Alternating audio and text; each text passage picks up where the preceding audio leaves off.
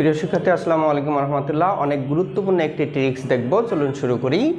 He gave me some dash, option A advice, option B advices, option C advice, option D advices. তো প্রিয় শিক্ষার্থী, এখানে প্রশ্নে যেহেতু সাম আছে, সামটি হচ্ছে ডিটারমিনার, আর ডিটারমিনারের পরে একটি মাত্র শব্দ থাকলে তা অবশ্যই নাউন হবে।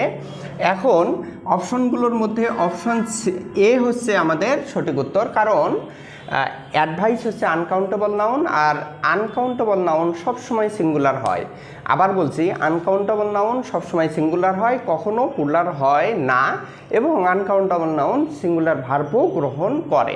তাহলে অপশন বি হচ্ছে অ্যাডভাইসেস, এটা হবে না। অপশন সি হচ্ছে ভার্ব, এটা হবে না, এবং অপশন ডি তো হবেই না। তাহলে he gave me some advice, সে আমাকে কিছু উপদেশ দিল। তো প্রিয় শিক্ষার্থী, নতুন নতুন ভিডিও পেতে সাথেই থাকুন।